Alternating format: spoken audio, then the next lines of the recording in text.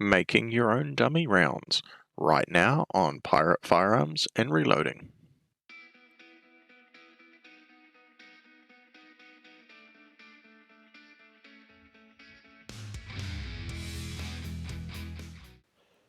Hey folks, welcome back to the channel. So today I wanted to talk about a good way to get cheap, almost free practice in without even leaving your home, and that's dummy rounds. You can learn so much and practice the fundamentals of marksmanship without even leaving your home, but it's important you do it safely. You can buy over-the-counter dummy rounds like Zap Cap. They are usually quite expensive, and if you want to load up a full magazine or even 2 magazines and really get some training in, this is a far more effective way. So I'm going to show you how I do it, make sure it's safe, and you can copy this and do it at home too. Anybody with reloading equipment can do this. So I'll show you some of the ones that I've had for years. So these are 308 rounds. Now you can see that I've drilled and chamfered holes in the brass. That's just a quick and easy way for me to remind myself, yep, that's definitely not a live round. There's a couple other things I do. I always try and use projectiles that I don't normally reload with. I haven't loaded soft lead projectiles for, I don't know how long, years. So I had some left over, so not being used. And what I do when I prop the primer out, I fill the primer pocket full of like Sikaflex or I like sort of the polyurethane type stuff.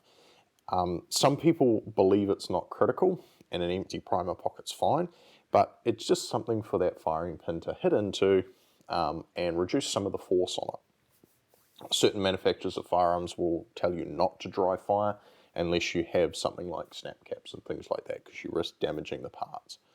You can do it for almost anything. Here's some 38 specials that I'm currently working on. I'm yet to put any silicone or Sikaflex or urethane into the primer pocket at this stage. What I have discovered over the years too is the nickel-plated casings, a lot of the times the silicone won't actually stick in the primer pocket, and also leaving that primer pocket dirty, even scoring it up, will help the adhesion and make sure it stays in the primer pocket. So these have to have their primer pockets filled and drilled. And so I'm about to make some for 6.5.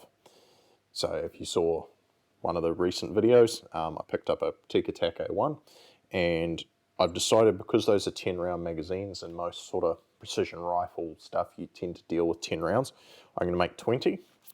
And so what I did is, I don't normally load Sierra projectiles with green tips. I normally stick to Burger or Hornady projectiles. So nice, easy identifier, green tip. Nothing else I shoot, reload, live ammo with has a green tip. So that's a good option. And what I've got is brass here from a friend who is basically done with it. They've sold the rifle they had, and they had some brass and some stuff left over. So they've just given it to me. I traded for some other stuff, some projectiles they wanted. So that's a good option. Now, with the projectiles, what I did is, some of the stores here in New Zealand, and I know it's quite a common thing around the world too, is they offer sample packs of projectiles. So all I do, if I want to make dummy rounds for like the 6.5, I just jump on their website, find a particular projectile type that's in stock, give me a dummy, a trial pack, which is usually, a lot of them do like 15 or 20 projectiles, and load them up. Alternatively, if you want to do it for basically no cost, you can always swap with a buddy. So if you shoot Sierra and they shoot Hornady, swap projectiles. It's not a critical step, but it's just something that makes life a little easier, and it's so clearly to identify. And then once I'm done, these go in a little plastic bag labeled as whatever caliber they are. Now I have a little bin of dummy rounds, one of those plastic reloading bins, and they're all in bags. So I go, right, I need to practice with this firearm. I'll get those dummy rounds out, away I go. If you want a video on my dry fire routine, hit me up in the comments below. I think that's one I can add to the list of things to record. But all I do is I basically go through it. I try and put a couple of magazines worth, if you like, through. Always find myself in a nice comfortable position, usually out in my workshop here, where there's nice soft mat on the floor, and I'll get down in the prone. I'll put a couple of magazines through of dummy rounds, practicing my trigger control, manipulation of the bolt, changing of the magazine. Then I'll move to a different position. I'll get up on the tripod, sit, kneel. If it's a rifle, I tend to shoot offhand. I'll do a little bit of that as well.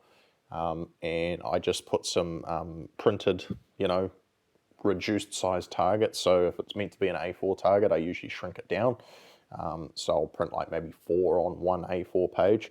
It just gives me something to aim at. I can make sure that, I'm not moving when I'm squeezing the trigger, and it's good on practice.